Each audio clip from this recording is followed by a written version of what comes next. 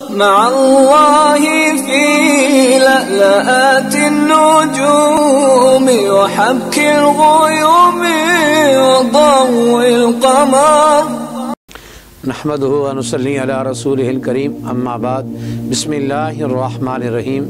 معزز خواتین و حضرات، السلام علیکم ورحمۃ اللہ وبرکاتہ۔ ایک سائل نے سوال کیا ہے کہ اکثر جمعے کے دوران اس بات کو دیکھا گیا ہے کہ جب امام صاحب خطبہ جمعہ دے رہے ہوتے ہیں، لوگ پہلے تشہد کی حالت میں بیٹھے ہوتے ہیں اور ہاتھ انہوں نے باندھے ہوتے ہیں، دوسرے خطبے میں تشہد کی حالت میں ہی ہاتھ وہ اپنے رانوں پہ رکھ لیتے ہیں۔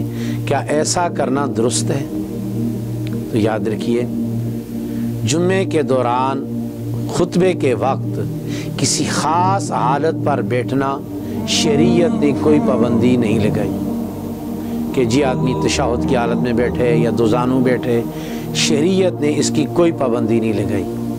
یہ جو لوگوں میں مشہور ہے کہ پہلا خطبہ ہو تو تشہد کی حالت میں بیٹھو اور ہاتھ باندھ کے بیٹھو، دوسرا خطبہ ہو اور اس میں ہاتھوں کو کھول دیا جائے، یہ اغلاط العوام میں سے ہے، عوام کی غلطیوں میں سے ایک غلطی ہے۔ ہاں، ایک آدمی اس کو فرض، واجب، سنت سمجھ کے نہیں بیٹھ رہا، ادب کی نیت سے اگر تشہد کی حالت میں بیٹھا ہے تو پھر یہ ادب کی صورت میں درست ہے۔ اس کو مسئلہ سمجھ کے، فرض، واجب اور سنت سمجھ کے، خطبے کے ساتھ لازم سمجھ کے بیٹھنا، اس کی کوئی بھی شریعت میں اصل نہیں ہے۔ ادب کے طور پر اگر بیٹھتا ہے کہ خطبہ ہو رہا ہے اور میں باادب ہو کے بیٹھوں، اور باادب ہونے کی سب سے بہترین صورت دوزانو ہے، تو اس طرح کرنا جائز ہے، کوئی حرج کی بات نہیں۔ اللہ ہمیں سمجھنے کی توفیق نصیب فرمائے۔